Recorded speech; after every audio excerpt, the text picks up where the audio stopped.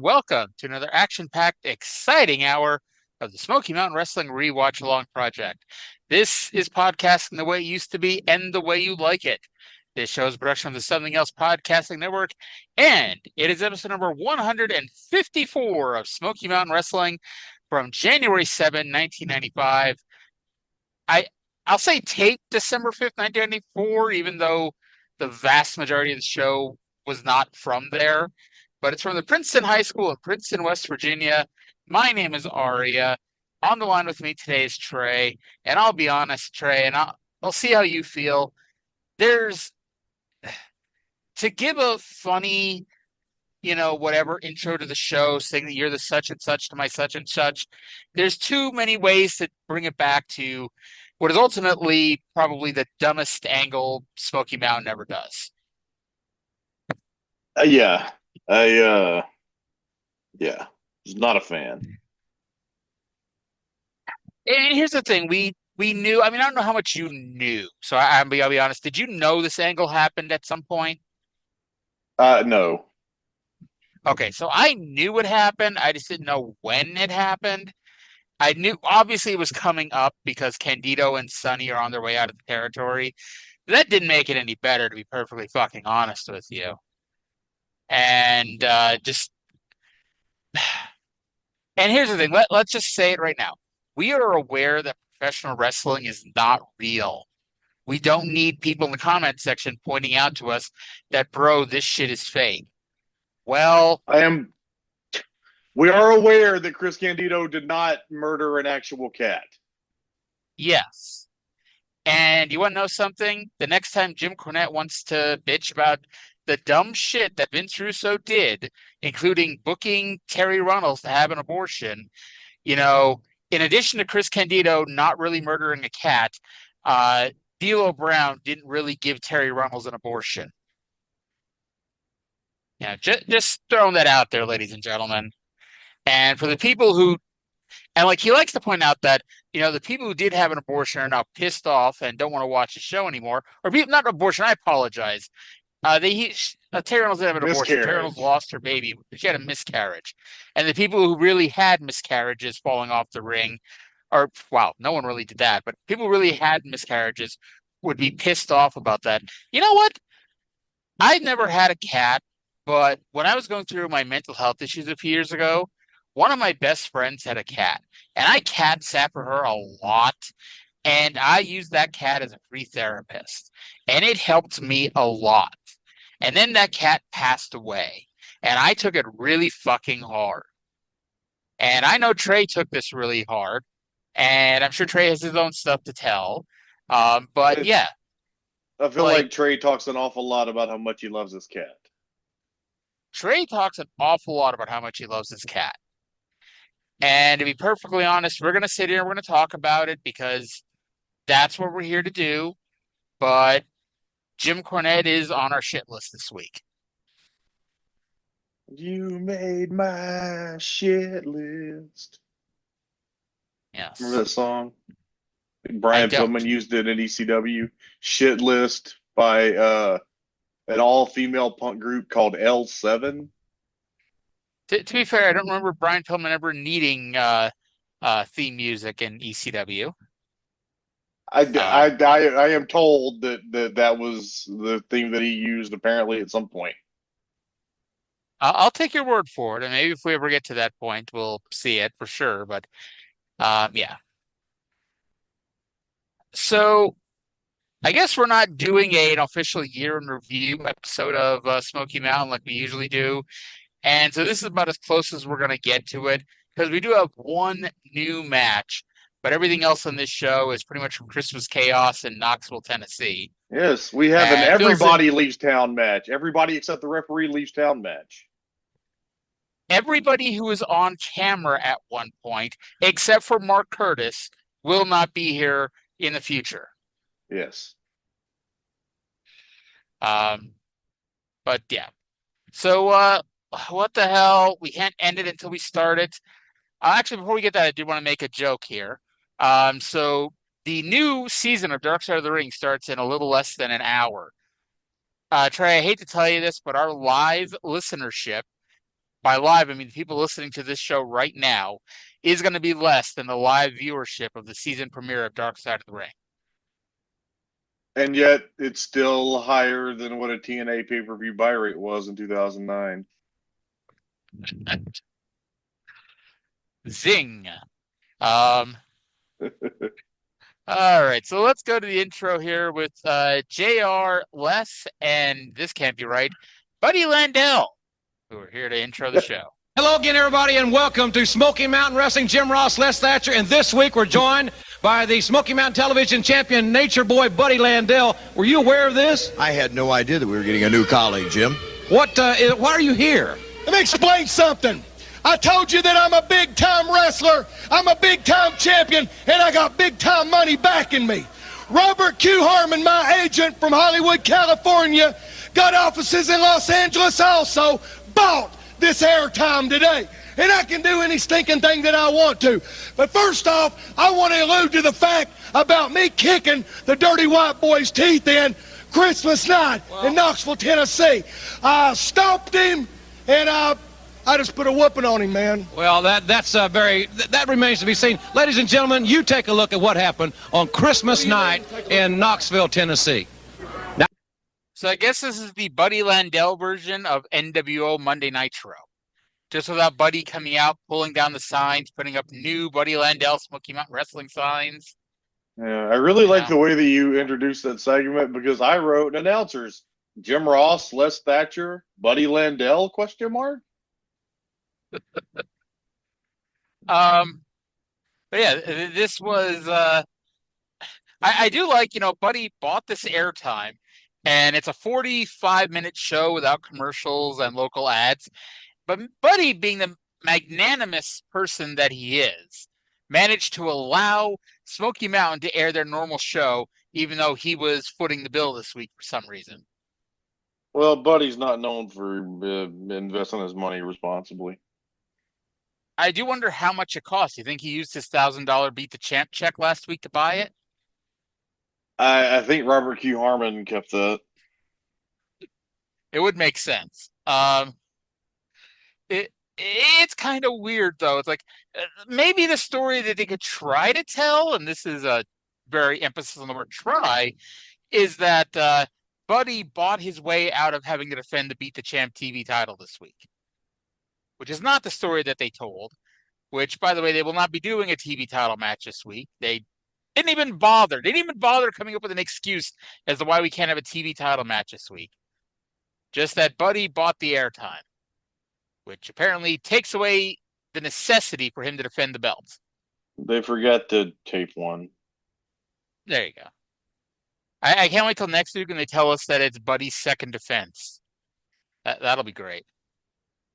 Oh my God. So I'm so sorry. Breaking news, literally as of 24 minutes ago, Mick Foley is back on Pro Wrestling Tees, and he has released a version of the shirt that I have wanted for 26 years. The smiley face Mick Foley shirt?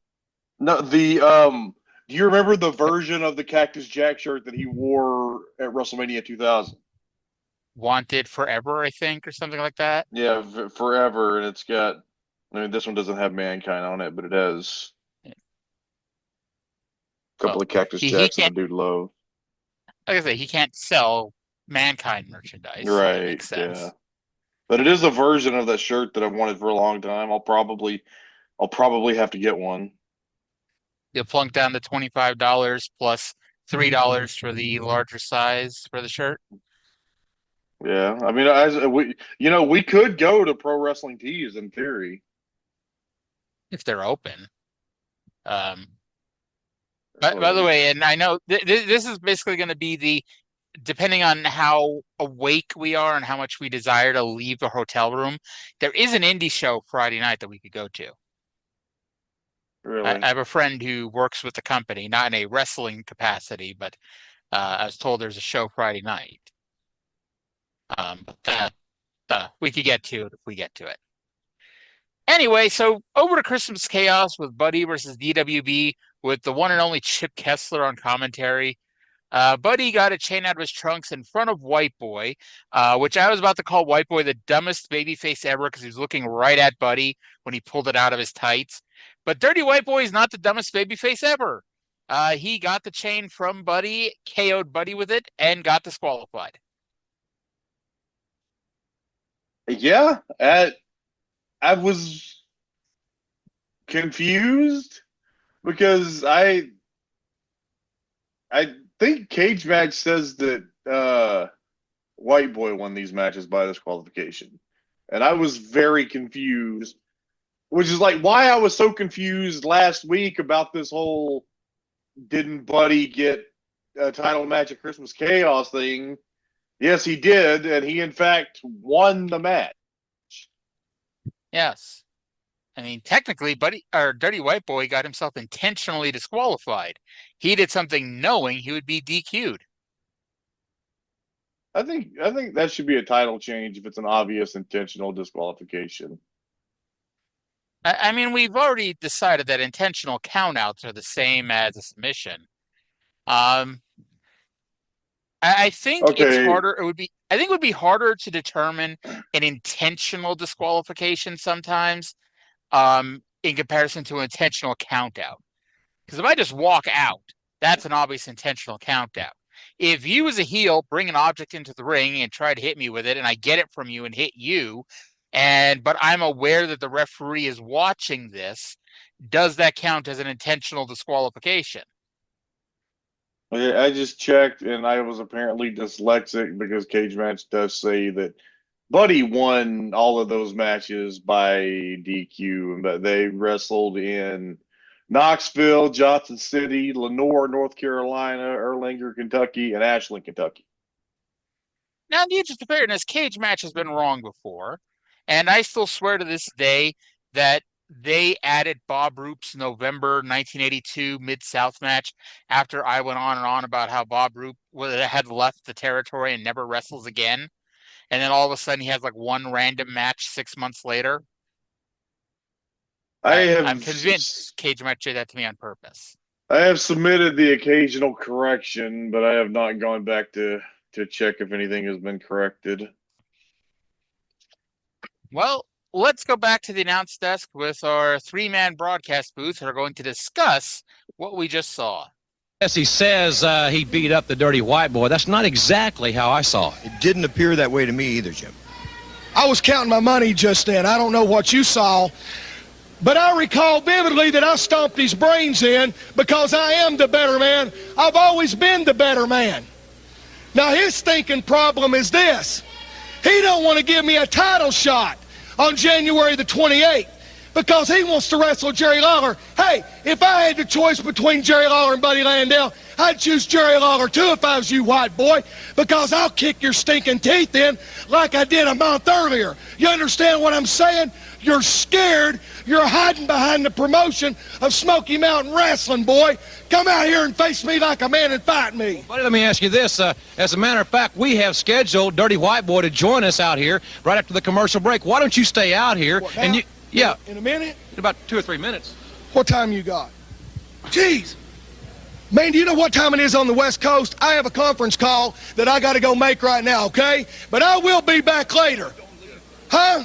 No, I'm going. No. It's a very important. It's something about money. Something you two jokes don't know nothing about. All right. Ladies and gentlemen, the Dirty White Boy, the Smoky Mountain Champion, will be with us next. Don't you go away.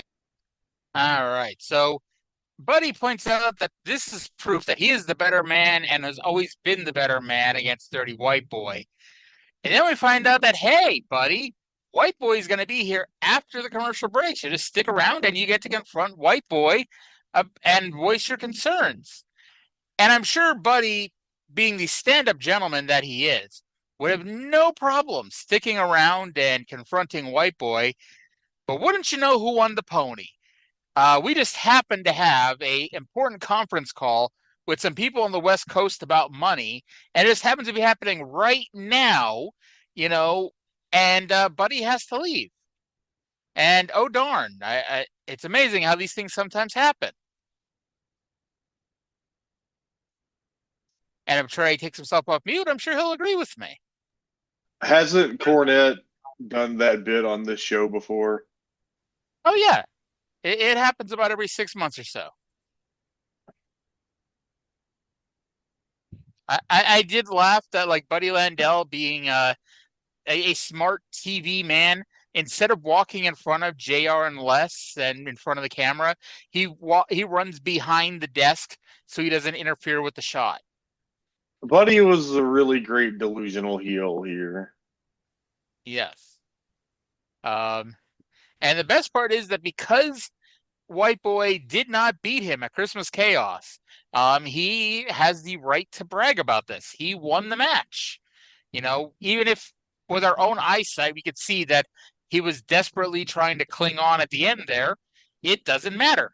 In the result book, it says on every one except cage match until last week, it said Landell defeats the Dirty White Boy.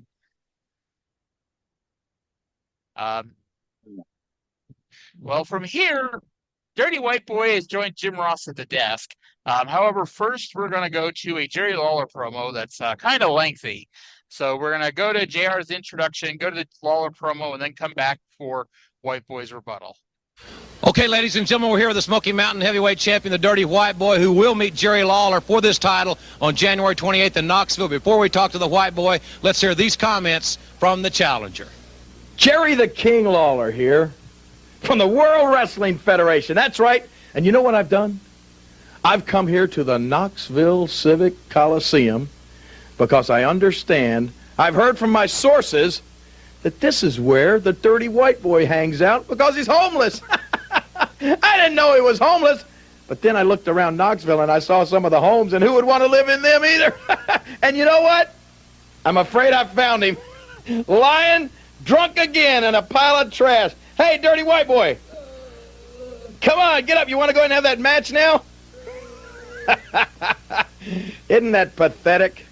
Isn't it a shame what the Dirty White Boy has come to? And this is your champion. You ignorant hillbillies. No wonder you live in Knoxville, Tennessee. Well, I'm from Memphis. Do you understand that? Memphis, Tennessee. The only real city in Tennessee. The only city with any literate people. The only city where we speak the English language. The only city where people enunciate correctly and properly. The only city with any school system. Do you know what I mean? No, you wouldn't know what I mean in Knoxville, Tennessee. You bunch of hicks. You bunch of hillbillies. And the Dirty White Boy, he fits right in with you. Look at him laying there. Isn't that pathetic? Well, I just want to say this, Dirty White Boy. You better get up, sober up, and get on your feet, because Super Saturday Night Fever is fast approaching, and so is the King. I'm going to be in Knoxville, and I'm going to be there for one reason. Not to take your girl, Dirty White Boy.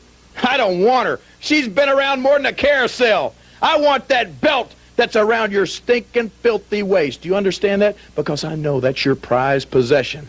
I know that you go all throughout the slums and tenement houses of Knoxville, Tennessee, and you ride around in your pickup truck, and you have to roll the corners of your cowboy hat up so that your girl, Dirty White Girl, can get in there with you, and y'all drive up and down those dirt roads in Knoxville, and you wave that belt out the window. Well, you're not going to be able to do it when I get through with you, because you got a price to pay to the King, and I'm coming to exact my revenge by taking the Smoky Mountain Wrestling Championship and putting it right around my waist, and I'm going to take it back to Memphis, Tennessee, where the people will say, look what the King has accomplished. Get ready, Dirty White Boy. I'll see you in Knoxville for Super Saturday Night Fever. Look at him. Is Super Saturday Night Fever a worse name for a big show than Great Balls of Fire? Yes. I was going to say, if not, it's pretty fucking close. You know, that is just a really dumb name. And it's funny because, well, I'm doing research for my next book, and I just finished Super Brawl 5, and I'm on to Uncensored. So I'm kind of seeing some Smoky Mountain business stuff, you know, as I'm going through Old Observers. And man, it becomes apparent very quickly into the new year why Smoky Mountain doesn't last the year. I'm going to say And, something that this might be controversial. I'm not sure. Jerry Lawler was a great, great, great wrestler.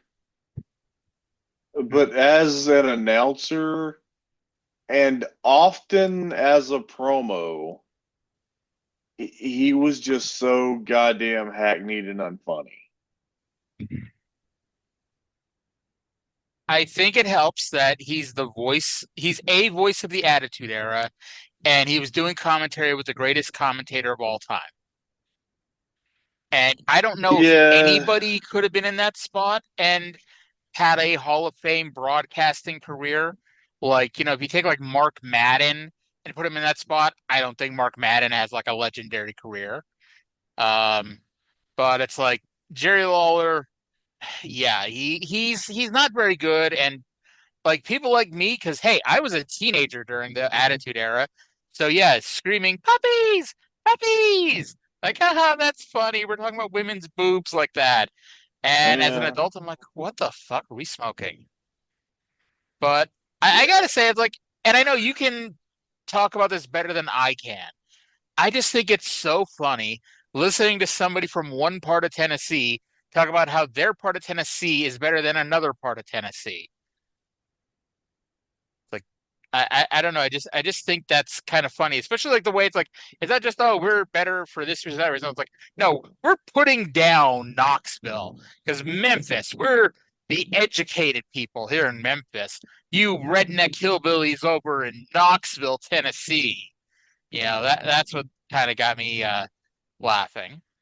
I guess Nashville just does not exist in this Tennessee. Apparently not, no. So you could argue that Lawler got worse in the 90s when he started doing the WWF thing, and he just all everything annoying about him was magnified. But honestly, if you watch peak Lawler stuff, he was such an asshole even as a babyface. He's like The Rock in that way, just a total fucking douchebag as a babyface. Yeah. And I was just watching The Dark Side of the Ring with Eddie Gilbert before we were doing this, and they were showing clips of the Eddie Gilbert-Jerry Lawler feud when Gilbert ran over Lawler with a car, and they had some promo clips of Lawler, and I'm like, oh, I didn't realize Lawler was the heel in this feud. And I'm like, well, he's not. Gilbert's the heel. Yeah. But yeah, it wasn't great. And I'll be honest, the thing with The Rock too, you go and watch those 2001 to early 2001 WWF shows, they are going out of their way to make The Rock more relatable and more down to earth because they're turning Austin heel and they don't want everyone to boo Rock and cheer Austin, and Rock's an asshole to the average person. And Austin, well, he's kind of an asshole, but he more just ignores everyone's existence, which makes you better than the guy who openly rips on you.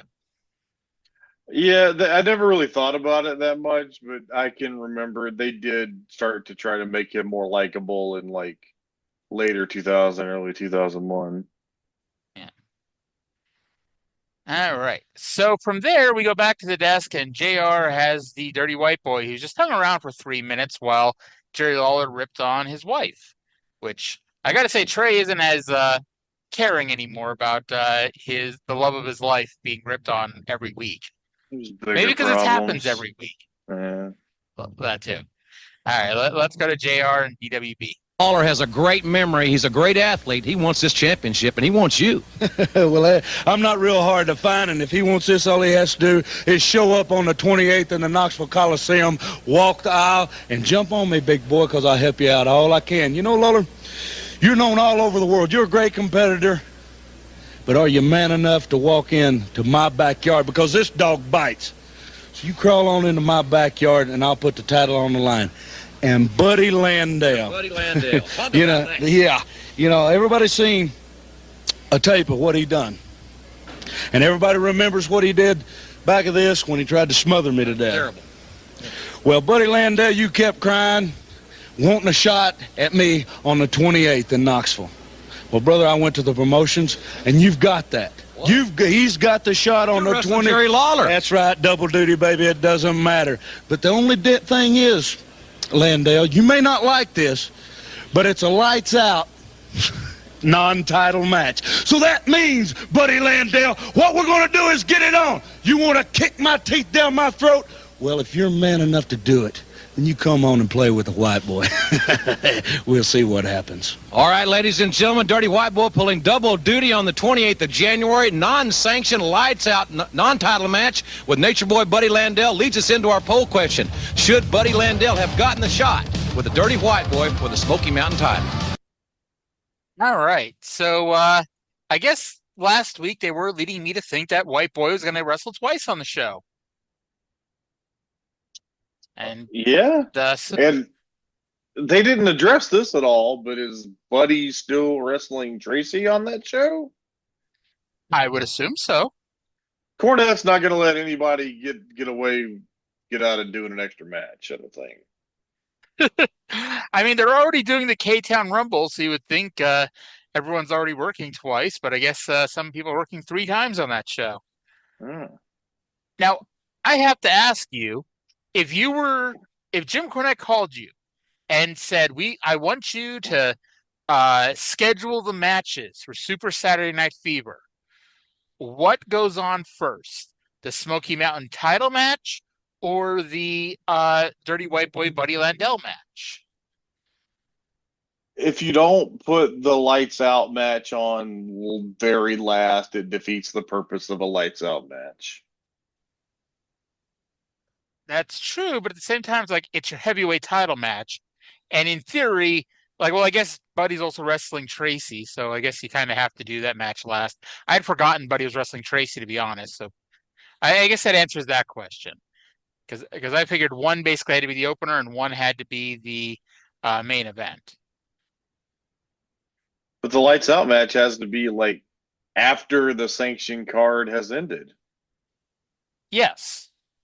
That in theory would be how things are going. Although you could argue, and I'm not going to sit here and argue for an hour with you about this, but you could argue that you could have an unsanctioned match before the sanctioned matches on the show.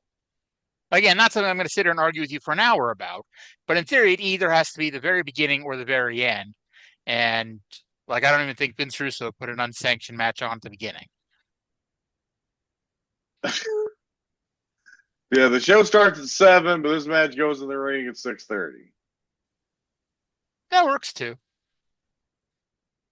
By the way, I like that we finally got a poll question that was not directly linked to something happening on the show. It did, but it's something that started last week. Should Buddy have gotten the title shot? So do you think, though, since it's Buddy's episode of Smoky Mountain Wrestling, that he was we have to have a hotline question about me? You think that because it's Buddy's episode that he's going to get a cut of the hotline for this week?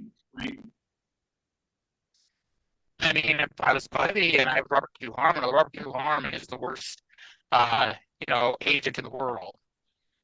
I doubt are we ever going to see him again? I doubt it. I don't think he makes it to the next taping, or if he does, he doesn't make it to the taping after that. Yeah. So worst case scenario, we have 4 more weeks of Robert Q. Harmon. Best case scenario, he's gone. He's DUNN done. I mean, he's not the worst person on this show. Chip Kessler was on this show. Don't ask me why, but I mean, you already know this because I sent it to you, but I just got the urge to Google search Chip Kessler the other day after watching this. I found. You sent me the clip, and I was so disappointed that it wasn't the whole thing. He apparently had some sort of video about what to do in a case of an emergency. And I found his website, and I guess there was an entire video that you could buy from him, but the link is broken. So, yeah. Unfortunately, I don't know if there's a way to actually contact Chip Kessler these days. part of me would love to have him on the show, and part of me thinks like that might be the most realistic guest request I've ever made for one of these shows. Except, Has anybody ever had Chip Kessler on a wrestling podcast? I don't think anyone's ever wanted to have Chip Kessler on a wrestling podcast. That's what we should. We can make that our niche. We can hunt down Chip Kessler. We can hunt down Mr. J. Sully. We can find what's J his name? Six-Pack Soul. What's that annoying dude's name on ECW? Maddie in the house. I was gonna say Marty the Moth, but that's somebody else. Yes, it is. Maybe in addition to getting Maddie in the house, we could find Jason Knight and have them both on at the same time. That'll be the week where Trae skips out on that week's episode. Oh. God. Maybe when we get to actually... Fritz's heart attack, maybe that's when we'll do Lucha Underground, because I'm a little less bullish on Memphis now. Maybe by the time we get through OPW, that'll be like, oh my God, let's do anything else. Let's do something that Jim Cornette has nothing to do with. Yeah. All right. So we're now 11 and a half minutes into the show, and you might be wondering, hey, is there any wrestling on this show? And I'll be like, hey, we had the Dirty White Boy and Buddy Landell in a title match earlier. And you'd be like, hey, that was from Christmas Chaos. That doesn't count. This is a TV show. Where's the TV matches? And I'd be like, listen, shut up. Bruiser Bedlam has to talk. Let's go to Bruiser Bedlam with Jim Ross. We're just moments away, ladies and gentlemen, from the one-on-one matchup involving Bruiser Bedlam and Cactus Jack. Where's Mr. Cornette? I don't need nobody. I'm my own man. You're going to see what I'm about right now, you punk. So you do you best and hold the mic like stupid. You know what I'm saying? I understand. Get out of here. Well, ladies and gentlemen, Bruiser Bedlam on his way to the ring. This should be quite a contest. Let's go to our back up to the ring. So. Just when we're about to ask if there's actually going to be some wrestling this week, JR throws it to the ring for some wrestling. Hey. Yeah. And it is, in fact, Cactus Jack versus Bruiser Bedlam in what's called a contenders match. Yeah, that was confusing. Yes. I mean, I guess the number 9 and number 14 contenders are still a contender match. Do you remember, like, when, whatchamacallit, in TNA in 2005, they booked Monty Brown versus Jeff Hardy in a number 1 contenders match on the pay-per-view, and then Christian signed, so they stopped calling it a number 1 contenders match and just called it a contenders match. Okay, was that what happened? In my memory, TNA just started calling them contenders matches sometimes, but you may be right. I don't know, maybe in a year and a half when we get to that point, we'll be like, oh, Arya, you're wrong, you silly goose. It was always just a normal contenders match. But anyway, Bruiser Bedlam don't need no one. And you know who apparently doesn't need no one either? This match, because this crowd was emptying out. Did you notice we were frantically losing fans here? I didn't really notice. I guess this was the very last thing taped, probably. Probably. Well, we may have been losing fans, but we did get back our 3-man announce booth as Buddy Landell's conference call has ended, just in time for him to come out and rejoin the announce team. Lucky. Yeah, Buddy said he'd get in the ring, but he doesn't want to rip up his $1,500 Armani suit. Now, I thought, it's too bad this is an everyone leaves town match, because this could have been a really good program right here. And I'm a little sad that this is a one and done match. Yeah, I would like to see more of this, because like Mick Foley is like, if you really sat down and thought about it, a lot of people have their best match with Mick Foley. I think he could have got some really good stuff out of Bruiser Bedlam. Are you saying Bruiser Bedlam may not have had a better match in his career than this match here with young Mick Foley? I can't imagine what he would have. How about any of those Johnny K9 matches? on WWF Superstars or whatever. No, I'm pretty sure this was better than all those. So as I was talking about how this would be a really good program, we get a long shot of a girl in the crowd, which of course in Smoky Mountain means that something done got fucked up. Cactus chaired Bruiser on the outside, but Mark Curtis did not call for the disqualification. He must have realized his mistake because he then allowed Bedlam to hit Jack with it once too. So hey, you got to be fair when you're the referee. Bedlam hit Cactus with Nux and outran primetime Brian Lee, who I could swear never appeared on this show again, but he did. And he told Mark Curtis what happened, and Mark Curtis grabbed him out of Bedlam's tights and DQ'd Bruiser. I gotta say, I know that primetime Brian Lee is a babyface, and so you're supposed to take what the babyface says as truth, but Mark Curtis did not see Bruiser Bedlam use that. Mark Curtis just saw that he had it. And yes, maybe he shouldn't have it, but that's not proof that he used it. It sounds like I had a lawyer who was criminal justice professor. Okay, I had a criminal justice professor who was an attorney, and we had a conversation once about the dumbest clients he's had to deal with. And there was somebody who was being charged with possession of something. And the argument that they kept returning back to was, I didn't possess it, I just had it. That sounds like kind of argument you're going for there. He didn't use it, he just had it. Well, exactly. The referee did not see him use it. The referee saw that he had it.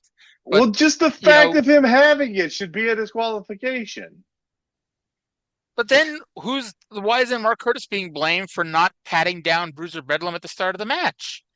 If he would have patted him down, he would have found the Nux before the bell rang. That's why he was so quick to disqualify him here. He was embarrassed. That makes sense. Now, when we faded to black to go to commercial, there were approximately 105 people in front of the camera during this segment, or when we went to black. The only person of those 105 who will be here next week is Mark Curtis. Did you count the people on screen? I didn't. I estimated for some reason 102 or 101, I guess. Were they Dalmatians? What was that? Were they Dalmatians? No Dalmatians, unfortunately.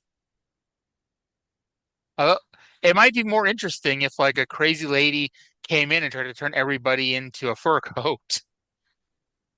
You know what? That could have been Tammy Fitch's gimmick. There you go. Except she was too dumb to realize it was supposed to be dogs and not humans. I mean, we've already got her killing animals, so, not a stretch. And oh my God, they could have had it where you have a 4-episode TV taping, and every week one fan randomly disappears, and Tammy comes out in a fur coat. I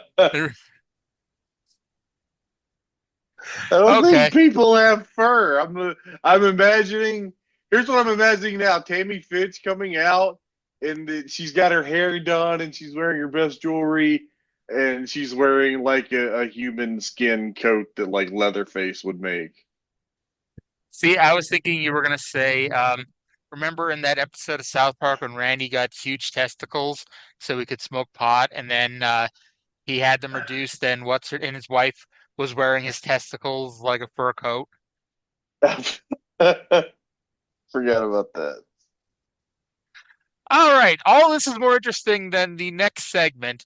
We got to play the intro to it. Chip Kessler is talking about Christmas Chaos and the Falls Count Anywhere match. Fans, at this point, we'd like to take you to Christmas Chaos, and one of the feature matches was the Falls Count Anywhere in the Building contest, as Chris Candido joins up with Boo Bradley to take on Cactus Jack and Tracy Smothers. Now, Tracy was a last-second replacement for primetime Brian Lee, who had some transportation problems.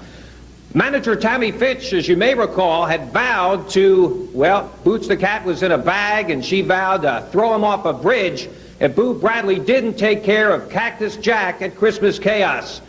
It's a horrible situation. Right now, let's go to this Falls Count Anywhere in the Match event. All right, so Chip sends us to the Falls Count Anywhere in the match between Cactus and Tracy and Candido and Boo. Falls Count Anywhere in the match. I guess that's every match. Falls Count Anywhere in the match. I mean, it's not incorrect. That might be the last time we laugh about anything in this segment. So Boo accidentally squishes Candido and the faces get the pin. Candido was pissed, so he slapped Boo a few times, and then Boo turned babyface by decking Candido to the fans' delight. Candido choked Boo with his chain. They chased each other all over the arena as Candido and Tammy are threatening to hurt Boots. Then we had the moment they've been teasing since Boo's debut. So Tammy sprays the hairspray at Boo, and Candido puts the bag in the middle of the ring and does a top rope leg drop to the bag. Now, Mark Curtis came out to console Boo and got thrown down. The Power Ranger, who somehow was not Mark Curtis, ran in and the same thing happened. Cactus Jack, who was neither Mark Curtis nor the Power Ranger, ran in and they hugged. Actually, that might be the biggest question about all this. Who the fuck was the Power Ranger? We know it wasn't Mark Curtis. Nightmare Ted Allen. There we go. So I wanted to misremember this because the way Candido did the leg drop, it's like he didn't miss, but it's like he did a working leg drop to the bag. And so I wanted to believe that, okay, maybe they did the angle where he injured Boots, which still sucks, but he injured Boots. And now Boots is gonna, be nursed back to health by Boo and yada, yada, yada. And we're going to have a big feel-good moment at the next Knoxville show where Boo comes out with Boots and everyone claps.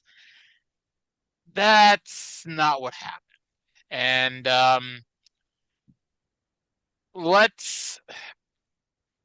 before we get into it, because if we get into it now, we probably won't want to listen to the interviews. We go backstage to Chris and Tammy, who have a promo followed by Cactus and Boo. Now let's go to that now. I can't believe what's going on here at Smoky Mountain Wrestling. First of all, everybody's all up in arms about squashing this stupid little ridiculous cat. And because of it now, they have suspended Tammy Fitch with the paperwork here to prove it. They've now suspended me. They tried to suspend me, but Cactus Jack and Boo Bradley, they have some kind of pull, have got to Smoky Mountain Wrestling, and they've made me stay here. They've made me get in the ring now against this idiot Boo Bradley. Boo, everything you've done in your entire life, I've done for you. Everywhere you've gone, I've got you. And now you stupid idiot, all because of that dumb cat. Boo Bradley and that cat are exactly one and the same. They both scratched me. They both made the house all smelly. That's why I got rid of that cat. And Boo Bradley, now it's my life's mission to get rid of you. I don't care if Tammy Fitch is in my corner because she's always in my ear. And if Cactus Jack and Boo Bradley are together, those two brains, as far as I'm concerned, are not even good as one. Let me tell you guys something. Boo Bradley, when I'm finished with you, you're going to be right back underneath that overpass in Asbury Park, living in that cardboard box, right where I found you before I brought you here. Let me tell you something, Boo. You better stop crying about that cat and start crying about what I'm going to do to you. It's okay, Boo. You've got a lot more friends now. They suspended Tammy Fitch and Chris Candido for what they did. And I said to Bob Armstrong, fine, get rid of Tammy Fitch because we don't need her in our hair. But please, Bob, reinstate Chris Candido because what he needs and what Smoky Mountain needs is for Chris Candido to take his medicine. You see, Boo, there's a shadow that hangs over you. And you won't be your own man till you step out from underneath that shadow and show the world that the goodness that lived inside Boots is not dead, but that it lives on inside your formerly dark and twisted soul. Please, Boo, strike a blow for all those people out there who've been used and abused by greedy hearts like those that lurk inside Chris Candido and Tammy Fitch. Well, he's out there. Chris, I used to be your friend, but I'm not your friend anymore. You're my enemy now. And those kids that I used to beat up for you, you know what I used to do to them. And you know what I'm like when I'm angry. And you're not going to like me when I'm angry. You won't like him when he's angry. Okay. Did they really have to fucking do that? Like, did they really have to fucking do? Did they really have to kill the cat? Like, you couldn't just do the angle without the cat. You couldn't have Tammy and Chris abuse Boo for months. And I already thought like it was a little rushed, but ultimately it had to be because Candido's on his way out of the territory, so they had to put a bit of a rush on it here at the end.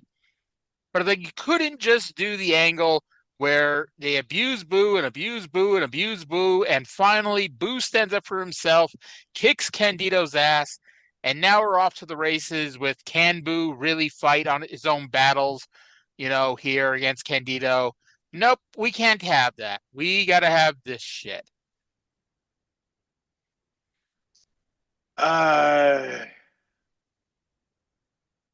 Why would you even pretend to murder a cat? Why? It's like literally the only other dead animal angle I can think of was a few years before this when Earthquake did the sit down splash to Damien. I finally understood how those little kids felt when Earthquake splashed Damien. Yeah. And the thing is, too, like, I hate to say this, but that was done so much better than this. But B, it's like, we bemoan, like, WWF is cartoon wrestling. And having animal pets and having, the heel attacking the animal, that's cartoon wrestling. And here's Jim Cornette, Mr. Anti-Cartoon Wrestling. Well, that's what we're getting, bro. And this was a shit angle. And to be honest, I don't know if it's going to leave a sour taste in our mouth for the rest of Smoky Mountain. Boo is here till the bitter end. It's at least going to give us a bitter taste in our mouth until Candido leaves at the end of February, in my opinion. Maybe you'll think better of it. Candido is out of steam. Cornette is out of steam as a booker, and he's starting to have really stupid ideas, which we'll discuss at length. But just to finish this up, I did not like this story when I assumed that it would resolve properly, and now that I've seen how it resolved, this is one of the fucking worst things I've ever seen. Yeah. So I believe we are on the same page as far as inducting the saga of Boots the Cat into the Something Else Hall of This Sucks. I almost don't want to do it because even though the Something Else Hall of This Sucks is always for the bad stuff, it's always kind of done tongue-in-cheek, where it's like, hey, look at this dumbass shit that we saw. I say we do it, but it almost deserves an asterisk on it because there's nothing fun or enjoyable about this. Because at least, like with the snowman, we got to laugh about the idiocy of the snowman. But, like, there's nothing to laugh about this. This is an extra... What's the word? It extra sucks. Yeah, it really does. And and it's like the sad thing is, you think Cornette is running out of ideas and running out of good ideas. It says something that the only really good idea I can think of that happens for the rest of the year is that angle with Buddy Landell and Shawn Michaels.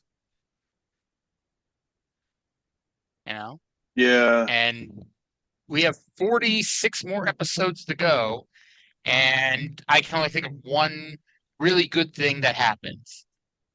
Like, that'll be good stuff. The only really good thing I could think of is that. Well, 11 more months, and we don't have to do this anymore. Indeed. 46 more episodes. Well, before we get to the end of the episode, let's go to the ending of the episode, I guess. So, first, Buddy tells us that he will not be participating in the Rumble Rules Battle Royals because the prize is chump change. So I guess he won't be wrestling 3 times at Super Saturday Night Fever. Oh, did I I mean, not write that's down, or did Buddy not have any comments on having a non-title match? he had a lot of comments about being generally unhappy about the whole thing. I don't remember if he, well, no, because I think he did point out that this was, I think so. I didn't really notate Maybe. anything. It wasn't really remarkable. It was just, it was just the general noise of Buddy being Buddy on this show. All right. So we go back to Chip, who sends us to the Gangstas versus the Rock and Roll Express. And Cornette had promised us a special surprise, apparently. I'd forgotten about this. But Cornette had a special surprise, and that was he got an injunction to ban the posse from ringside. So no D'Lo Brown to counteract Jim Cornette here. So the finish saw New Jack hit Cornette, Morton hit Jack with the racket, Gibson pinned him, and we have new tag team champions. The Rock and Roll Express have unseated the Gangsters, thanks to Jim Cornette. Indeed. Where do we go from here? Well, after the match, Morton shook Cornette's hand, and the Gangsters attacked the Rock and Rolls. Cornette motioned for the Gangsters to hold Morton for the tennis racket, and we got one of the biggest pops in Knoxville when instead of hitting Morton, he hit Jack with the racket and then hit Mustafa with it. So Cornette is a good guy, ladies and gentlemen. Mustafa then booted Cornette, and the Gangsters beat the shit out of him. Almost literally beat the shit out of him. He was busted wide open. D'Lo came out. They took turns using a slapjack and a nightstick on Cornette's knee. And eventually Cactus Jack and Dirty White Boy made the save. Yeah, they fucking Cornette bled for the cause here. He did. Cornette knows when to bleed a gusher. And I had to laugh because it should have been more telegraphed than it was, because Cornette was not out in one of his wacky suits. He was out in a white T-shirt that he wrote Rock and Roll on it. So Yeah. All right. So from here, we got a long bit of audio here. And I did not notate when the Rock and Roll Express stopped talking when Cornette starts. So I may stop it after the Rock and Rolls. But let's go to Chip Kessler, who's with the new Smoky Mountain Tag Team Champions. Locker room of the Smoky Mountain Wrestling Tag Team Champs, new champs just named, just winning the great match against the Gangstas, Ricky and Robert, the Rock and Roll Express. Ricky, though, I gotta ask you, the end of the match wasn't really like most people thought it would be. Well, Chip, I gotta say one thing. I gotta hand it to Jimmy Cornette. He said what he's gonna do. He was a man of his word. But you know, after the match was over, Jimmy Cornette took a beating like a beating I hadn't seen in a long time. But let me tell you one thing, Jimmy Cornette. You have an open invitation from now on. Anytime that you want to come down to the ring, the manage the Rock and Roll Express against the Gangsters, well, baby, feel welcome and just come on down. Fans, we're trying to find wrestling manager Jim Cornette. He's not in the locker room area. He obviously needs some medical attention. Well, here he is now with referee Mark Curtis. I don't need a doctor. I need a telephone. Get away from me. Somebody give me a telephone. Come on. I need a telephone. You need to get yourself. Okay, so we'll stop there and recap what we just heard. So, is backstage in Knoxville, and the Rock and Roll Express basically celebrating by themselves, saying that Cornette has an open invitation to manage them anytime he wants, especially against the Gangstas. And then we go to Cornette, who is sitting on a table, bleeding, with his knee wrapped, screaming he doesn't need a doctor, he needs a telephone. Trae to ask you, what could that possibly mean? But we kind of get that here in a minute. But do you think it says something here that the Rock and Roll Express, they're not necessarily concerned as much about Cornette? You know, Cornette, it's like, okay, Cornette is off getting his knee looked at and getting stitched up, and we're just over here in our locker room quietly celebrating our victory. I mean, he's not in fucking ICU ward. He's in the trainer's office getting his knee looked at. That's true, although the person looking at his knee is Mark Curtis, who, I mean, I guess I don't know Mark Curtis's credentials, but to the best of my knowledge, he doesn't have any kind of medical. I guess he used to be Dr. Jaime Schwartz, so maybe he does have a medical license of some kind. Yeah, you can't just call yourself a doctor if you're not a doctor. Look at Dr. Isaac Yankem, DDS. Dr. Tom Pritchard. Yes. The Doctor of Desire. I don't know what school you go to get a doctorate in desire, but I don't doubt Tommy Pritchard. Do you think he... never mind. I was going to make a joke about Desire from TNA. Do you think, he was helping her broken back? Made her humble. See, I was trying to be nice about it. Jimmy Del Rey would have been the one to make her humble. He was a dirty bastard, didn't he?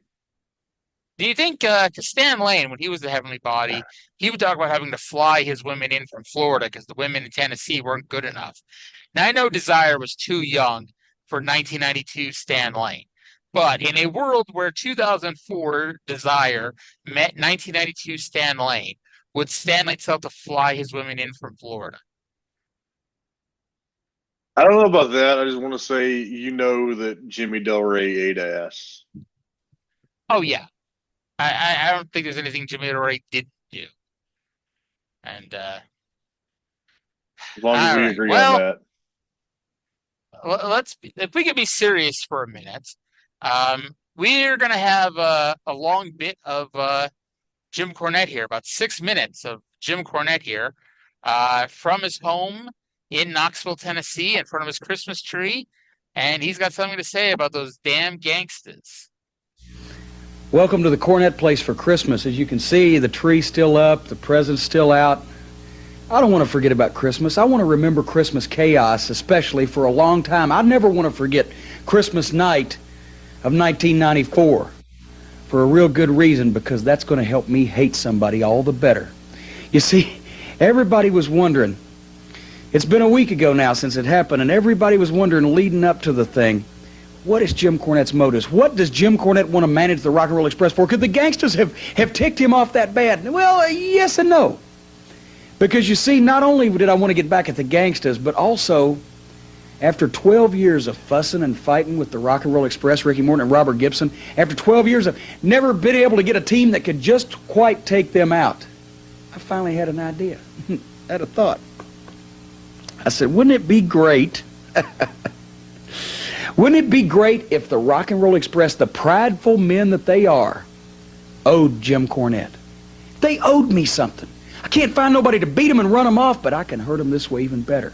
Because if they owed me, then I could hold that over their head for the rest of their lives. I could always go around and say, you wouldn't have won the Smoky Mountain Tag Team title if it hadn't been for Jim Cornette. And I was going to get a kick out of that. You know how I am. I was going to get a real kick out of that. So I thought about turning on them, but I said, nah, this is going to be even better. And it happened just that way. Christmas night in Knoxville, Tennessee, thanks partially to my help, the Rock and Roll Express won the Smoky Mountain Tag Team title. And then I also had figured, if they do win the belts, and the Gangstas probably going to jump themselves, they're going to start kicking the snot out of the Rock and Roll Express, leave them laying in the middle of the ring, and I'm going to get a ringside seat and a good smile out of it. And that's almost what happened. They started kicking the snot out of the Rock and Roll Express, all right, and I was starting to get a little grin on my face, but then something happened, and don't get me wrong, it wasn't the spirit of Christmas coming over me. Let's not get too corny. Now, what it was ego.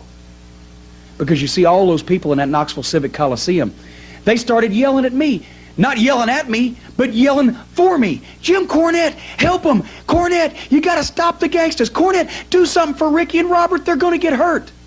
All those people that have spit on me, and thrown things at me and cussed me like a dog and tried to jump on me and beat my brains out. I couldn't have got elected dog catcher in Knoxville, Tennessee 15 minutes earlier that night, but all of a sudden they're asking me for a favor. And Jim Cornette's ego took over. And I thought, I'm going to do something. So I got in the ring and I suckered the Gangstas into just the right place. And then I proceeded to kick some gangsta butt for about 22 seconds. And then reality took over where ego left off. And New Jack brought that slapjack out, and he conked me over the head with it. You could see 12 stitches, and the blood starts pouring down in my eyes. I couldn't see anything. It was like looking through a fog. And then a nightstick comes out, and I feel a burning in my leg when my kneecap got cracked. And then all I can see, when I can see it all, are fists and feet coming at me, and all of a sudden I'm in my own private hell on Christmas night in a place I don't want to be and no way to get out of it. All because of the Gangstas. Well, those fists and those feet rained down on me, and that pain exploded from every part of my body, and the blood soaked me. And Dirty White Boy and Cactus Jack came out to save the day because the Rock and Roll Express wasn't in any shape to do it either. And when they picked me up off that ring, the people gave me a round of applause. You know, I'm an egotistical son of a gun, and that's the only thing about Christmas night that I enjoyed. There's something else that I'm going to enjoy, the opportunity to hate somebody. Because when Jim Cornette hates somebody, he hates them with a passion, he hates them with a vengeance, and he hates them forever. And I hate the Gangstas. And they tried to take me back in that locker room. They tried to call an ambulance, tried to get me over to the hospital, and I went, believe me, but before I did one thing. I found me a telephone, and I made a phone call. Because the Rock and Roll Express, sure, they say, Jim Cornette, anytime you want to be at ringside with us when we face the Gangstas, that's fine. We want you to be in on it. But you don't want to go when you have somebody you hate and want to get even with. You don't want to go to somebody you don't even like that much. Because we ain't friends, Morton and Gibson and me. No, I called some friends of mine. The Heavenly Bodies, Tom Pritchard and Jimmy Del Rey, and I told them what happened. And I told them I'd send them a plane ticket. Get out of your WWF commitments. At least one time, do something to come down here and help me get even. And they said, sure, anytime, any place, anywhere, we're going to go cancel some dates right now. And they did. January 28th. Just so happens it's Super Saturday Night Fever. But there's one problem. Bob Armstrong, you still have that loser leave Smoky Mountain Wrestling stipulation banning the Heavenly Bodies. Well, I got some things to do, and I got some people to see, and I need the Heavenly Bodies on my side. So, Bob Armstrong, what I'm saying to you is I want to see you, not on the telephone, not by videotape. I want to see you face-to-face next week on Smoky Mountain Wrestling on television. Because I want to have a serious talk with you. If you're the man you say you are, and you stand for what you say you do, then you know this ain't right. And you know I got to have a chance to get even. And I want the Heavenly Bodies to come back, or I'm going to know the reason why. So, Bob Armstrong, I want to talk to you. And Gangstas, believe me, Jim Cornette's going to do some talking to you later on. 'Cause nobody gets away with this. Nobody. Merry Christmas. Happy New Year. So we go to Knoxville for the Gym that saved Christmas. There's a better way to phrase that. Because on that night, on that evil Christmas night, Jim's heart grew 3 sizes. And he dropped dead from a massive myocardial infarction. Oh, Lord. And sure enough, Jim Cornette saved Christmas chaos. Yes. So, I guess we knew that they were going to bring back the Heavenly Bodies at some point. I actually forgotten they bring them back here. I know they bring them back later on this summer, but that's a completely different situation. But yeah, they're. I kind of like the angle, the way that Cornette described it. I like the way that he's like, you know what, it was going to be, I was going to use this to hold over their heads forever, that you couldn't win without me. And then the crowd, they cheered for me, and they cheered me on, and it got me into the ring, and I made the save, and all was good again, and all was right in the world. Until like a minute later when he got his ass kicked, but still. And then we get the weird ass situation where he's like, I called the Heavenly Bodies and say, hey, can you get out of one or two dates with the WWF and come in and help me out? And by sheer dumb luck, the date they got out was January 28th, Super Saturday Night Fever. Did you look up to see the WWF schedule for that day? I did not. They were scheduled to have a double header in Brockville, Ontario, and Toronto, Ontario, and those shows got canceled. Well, it wasn't too difficult to get out of those commitments, was it? No, it wasn't. Or maybe without the Heavenly Bodies, they're like, well, we're fucked. We don't know what to do without the Heavenly Bodies. So, no way. You know what? That's probably what happened. And it's funny because I'm actually trying to look at the results, and they're not exactly booked a whole bunch of times here either. Their next match in WWF was February 3rd in Montreal. But yeah. Oh God. So yeah, the Heavenly Bodies may be coming in, but Bob has to lift the suspension on them. Or not the suspension, but lift the stipulation that they must leave and never come back. So I knew that Cornette was gonna be a babyface. I did not know how it happened. I suppose this makes some degree of sense, and we'll see how it works. I mean, if you're going to turn the babyface, this is one way to do it. That's certainly a way to do it.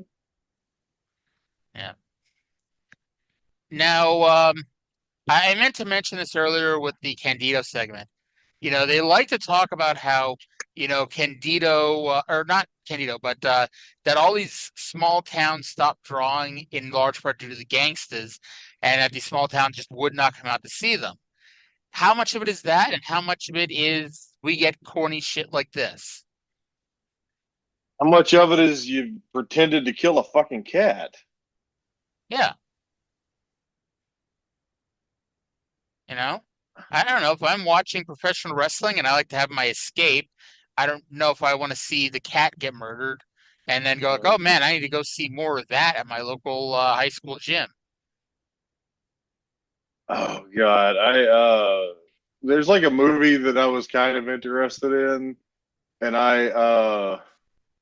over the weekend my neighbors invited me over on the 4th of July to eat, so I was over at the neighbor's house and they had that movie on, and the cat died in like the first few minutes. I'm like, well, I don't want to fucking see this movie anymore.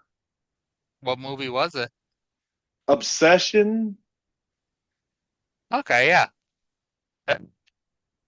That was a pretty decent movie if I recall correctly. I just saw it a few weeks ago.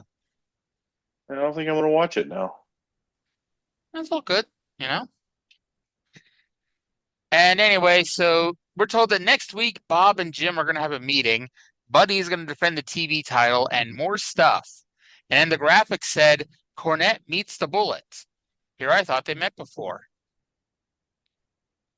I thought he was going to talk to Bob Armstrong. What's the Bullet got to do with any of this? I don't know. Maybe the Bullet will be there instead. Maybe he'll be a special emissary on behalf of Bob Armstrong. Yeah, I suppose that's possible. Well, here's the thing, though. This is Buddy Landell's Smoky Mountain Wrestling this week. So isn't it Buddy's fault that this stuff aired? You know, So were you gonna play the last bit of audio with JR and Les and Buddy? No, I wasn't. Did you want me to play it? No, you don't have to. Did you notice Buddy just kind of casually dropping lore about his dad probably being a serial killer? I did not notice that. Well, he was saying that he was laughing about what happened to the cat, and he was saying alluded to all the things his dad used to do to cats. That's what serial killers do, murder small animals. I gotta say, I guess I just wasn't paying enough attention to that. Lucky you. Yeah. Well, 154 down, 46 to go. Now, before we go, we'd like to tell you what else happened in the world of wrestling this week, courtesy of page 14 of the Wrestling Observer newsletter. But we're actually going to start on page 1. Dave put out the 1994 Wrestling Observer Awards, and since AEW wasn't a thing, he couldn't just give all the awards to AEW yet. I'm sorry. Now, SMW did not do very well in the awards this year. The best they did were in the good categories were the honorable mentions. They were 6th for best promotion, although notably they finished ahead of the WWF. They did, however, I'm sorry, go ahead. I was just reacting to that. Yeah. They did, however, place in the top 5 for the worst awards. The Gangstas race baiting angle finished 3rd in most disgusting promotional tactic, and the Gangstas themselves finished 4th for worst tag team. Oh. Yeah. That's a very not Wrestling Observer coded tag team. No. So Eric Bischoff elsewhere opened the door for several of the ECW to WCW defections that we'll see later this year. As at the Tokyo Dome show that we talked about last week, he was there and announced that in 1995, WCW and New Japan will be working together and sending talent to each other. And WCW was said to pocket $750,000 on this deal. And that more than pretty much anything else is what helps lead to the Benoits, Guerreros, etc. going to WCW because they're all working New Japan, and New Japan has a working relationship with WCW. And they do indeed work together. Yep. ECW ran their January 7th ECW Arena show, which featured the debut of Raven. Of course, goes on to be one of the biggest stars in ECW history. But also they had the notoriously bad, quote-unquote, 60-minute draw with Shane Douglas and Tully Blanchard, which really went around 41 minutes. Tully was said to have blown up about 10 minutes into the match, and it was about 80 to 90% rest holds. The fans chanted, "We want bingo," and "Who booked this crap?" And the fans in the stands turned their backs to the ring during the match. Or Tully. Yes. Poor Tully. He finally gets his shot, and he's not in shape. Well, you could also blame it on, whatchamacallit, Heyman, because we're always supposed to hear Heyman takes the, you ignore the bad, you enhance the good, and somehow he still thought Tully Blanchard in 1985 could go 60 minutes. Now, Tully, you could say, well, Tully should have said something himself, but, I don't know. For his debut match being 60 minutes, it's like, nah, give us a good 15 and we'll do something to move forward. Yeah, I would have to agree that wasn't very Paul Heyman booking. And then elsewhere, and it's kind of funny because Dave actually put this over. WWF did the famous angle with Jerry Lawler and William Shatner on the second anniversary edition of Raw, where William Shatner monkey flipped Jerry Lawler. And of course, looking back, it's one of those corny moments of Raw in the early days, while Dave at this point, because I mean, hey, Dave in 2026 was not writing this. 1995, Dave pointed out that Dave done much cornier angles with much lesser celebrities than William Shatner. That's true. Yeah. All right, so that is it for our dive into the past. So after we stopped recording yesterday, Sami Zayn went ahead and lost the WWE title to CM Punk. And of course, people are up in arms about this. And hey, it was not the longest reign ever, but it was, I believe, 10,958 minutes longer than Andre the Giant's run as WWF champion. I found out that happened by the new fridge photo. Did you see that? I did see the new fridge photo. I mean, I think everyone kind of saw it happening because they did the angle where somehow Cody couldn't wrestle. And then Nick Aldis said that he had an opponent for Sami Zayn. And everyone just kind of figured it was Punk. And sure enough, it was Punk. And, an hour later, I went back to Twitter and Punk had won the title. I still think it's hilarious that they still call it the undisputed WWE title. It is not undisputed in any way. It irritates me very much. Yes. I know we're both not WWE watchers at this point, but do you have any thoughts on this at all? No. Dude, I don't understand how anyone could possibly have the energy to be upset about this. You know what fucking company you're watching. It's never going to be anything but what it is. That's the whole point. The people who are like their fan base that they are doing stuff for now are the people who are going to just mindlessly consume whatever they get. It is not for people who actually think for themselves and have their own taste and want to put any thought into anything. What the fuck are you expecting? What are you doing with your life still watching that crap? I said this last week when we talked about him winning the title, how shocked I was because he's a Triple H guy in the sense that Triple H likes him, and so he's always being used in a good spot, but he was never the guy that Triple H goes with as the champion. So you remember when he was the NXT champion, he lost and lost and lost until he finally won the belt, and then Kevin Owens put him out, gave him the powerbomb on the ring apron that first night, and then the first time he wrestled after that was the Owens match where he lost the belt. And that was the closest Sami ever got to the title. And it's like, with Triple H, Sami's always that guy that he either doesn't win the big one, or if he wins the title, he wins it so he could lose it to the next guy pretty much immediately. And so, I figured at the very least he'd make it to SummerSlam. And my debate was, does he even get out of SummerSlam as the champion? Well, at least as of things stand right now, he's not even going to get to SummerSlam as the champion. In fact, unless they turn it into a three-way, Sami's got nothing to do with the match. I think everyone expected to be Punk versus Cody, but in reverse with Cody as the champion. Well, we got there. Yeah.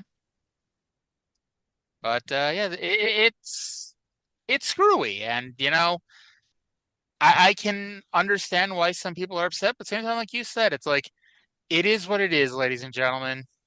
If you're watching WWE and you think that they're the be-all, end-all, that's on you. Even if you're not an AEW fan, because apparently if I tell you don't like WWE, you have to watch AEW, there's other fucking wrestling out there. There's tons of fucking wrestling out there. You may have to pay to see some of it, because like the fucking, independents, like subscribe to IWTV. There are dozens of promotions on IWTV, and a lot of them put out good wrestling, like Beyond. Check out Beyond Wrestling on IWTV. It is good shit.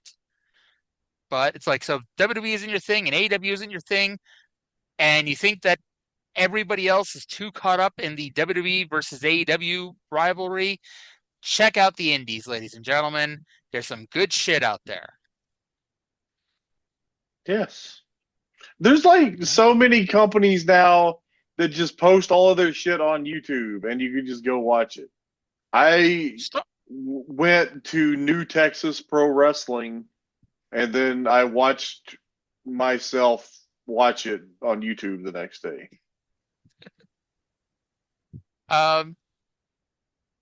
Stardom just started their own YouTube channel, and I know there's probably somebody going, "Oh man," but they're linked with AEW. Like, yes and no. But if you want to watch something different, go check out Stardom's YouTube channel. I know they're posting free stuff. It may not be a whole shit ton right now, but I know it's on there. If you're one of those people who constantly bitches and counts how many minutes women's matches have on shows, here's your fucking chance to get all the women's wrestling you want. Yep. Hey, there was that Dynamite. I think it was the last Dynamite before Forbidden Door.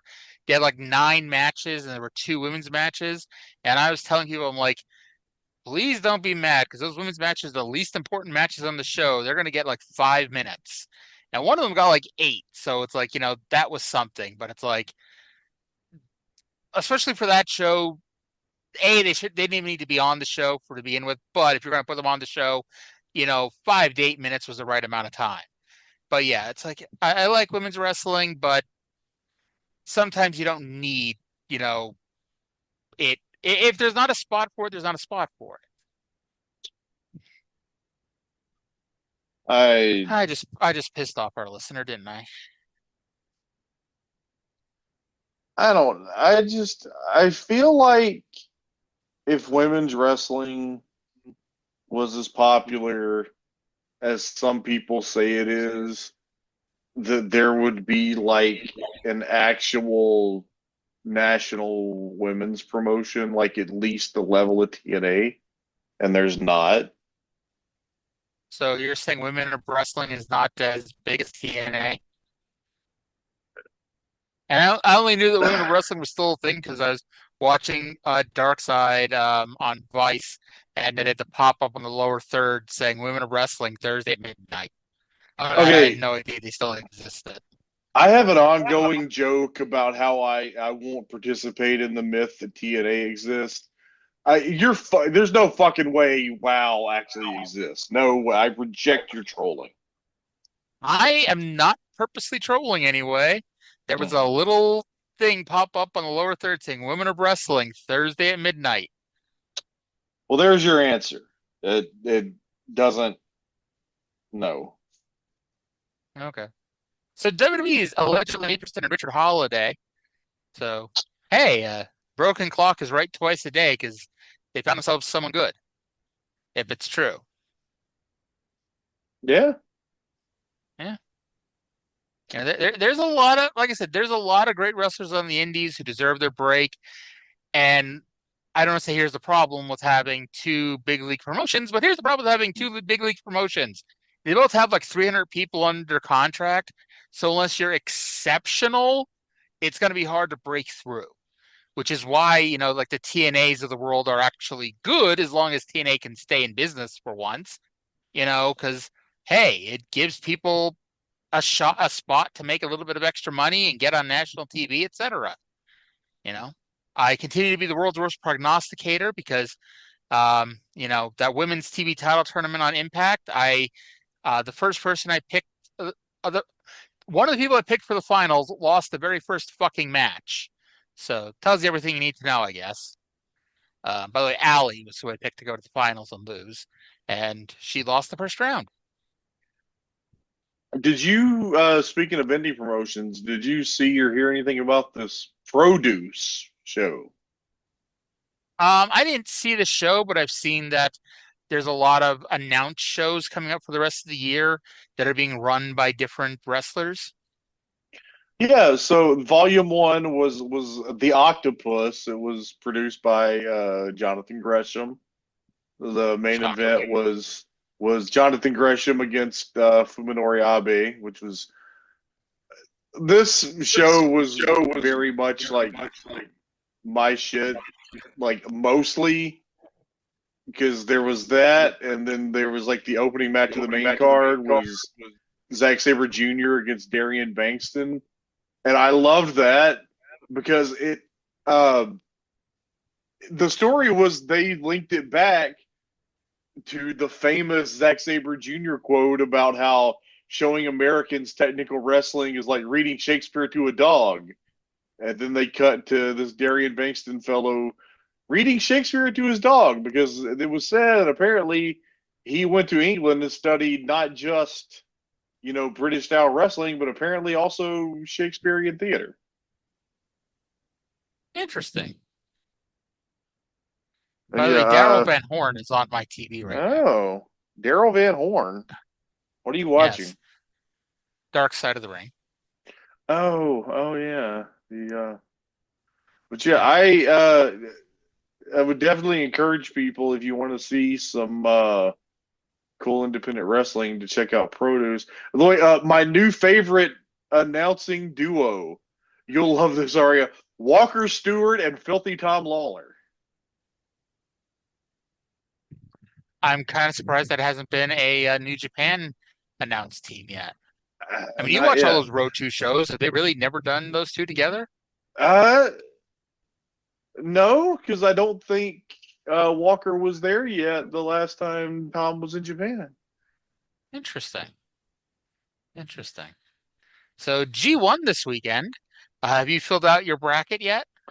I have not. I got to do that after we finish here. So for those who have no idea what I'm talking about, Chris Samsa at the Chris Samsa on Twitter, SupporterProWrestling.com, does an annual G1 pool where you predict the results of the G1 climax, and go from there. And if last year's any indication, I do pretty decent the first night or even the first two nights. and then I fall off a cliff. Yeah. I think maybe it was last New Japan Cup. I got the entire first round right, and then it just went to shit. So my final four, and this is probably part of the issue with mine. It's like I book with my heart, not my brain, for the first couple shows, and then I just keep booking to try to keep everybody relatively close until the last night. And part of the problem is when you book with your heart, not your brain, for the first few nights, well, you end up being behind the 8 ball from the start. Okay, here's the trick to avoid that, and I'm not saying it's going to make your predictions any better because it doesn't make mine any better. But as far as doing the picks, go all the way through it and pick with your heart, and then look what the point totals are and adjust as you think is appropriate. Well, I'll be honest. I think I have a good final four. The final four that I got is Rihoe Oiwa, Konosuke Takeshita, Callum Newman, and ZSJ. And I won't tell you my finals, but I think that, generally speaking, is a good final four. I had about talked myself into a scenario looking at it earlier, and we'll see if I remember it when I actually sit down to do it. Sounds good. By the way, and I had to tweet this. I don't know if I had to, but I saw somebody going on and on about fucking how William Regal shot on Goldberg on Nitro. Like, you know, like they posted it on YouTube today, and it's for some reason it showed up in my thing, even though they're as important as we are on YouTube. And I'm like, it is fucking 2026. Who the fuck still thinks William Regal shot on Bill Goldberg on Nitro? He was trying to lead the fucking goof through a chain wrestling sequence. And he was too green to do that. Yes. Like, it's hilarious. Like, seriously, if you think that really happened and you think that's the reason why he got fired, like, yeah, for having a shitty match with Goldberg. But it's like, if he was shooting on Bill Goldberg, he would not have been brought back a year later to WCW. Because after the Real Man's Man flopped, he was in WCW a year in 1999. They're doing the 3-man team with him, David Taylor, and Fit Finlay. I have one of my early wrestling memories was him challenging Hacksaw Jim Duggan for the TV title, and then I think he was never seen again until he showed up in the WWF in like September. Well, it was a loser leaves. Well, it wasn't a loser leaves WCW. It was him putting his career on the line in that match. There, okay. Yeah. And then Stephen William Regal showed up on Raw one night, and the next night at SmackDown, he lost his first name and never took it back. Probably for the best. Yes. All right, so we went long, probably because of the last show of the week. So, you know, we're letting out all our steam. But we're off to Chicago for G1. Actually, as you're listening to this, I'm already in central Pennsylvania. Actually, no, because it's Thursday at midnight when I drop it. So I will be leaving my house in minutes to head to central Pennsylvania to hang out with my family. And then by the time you listen to Impact, I'll be about to head out to Chicago. And I will be headed out about noon that day to start my trip. Yep. So yeah, no regularly scheduled shows next week. Trae and I are going to do a G1 show Saturday night, and we're probably going to we'll see how bored we are Friday night and go from there. But until then, thank you all for listening. Hope you all enjoyed the show. We'll talk to you again in 14 days. Bye. Hey, I got it right that time.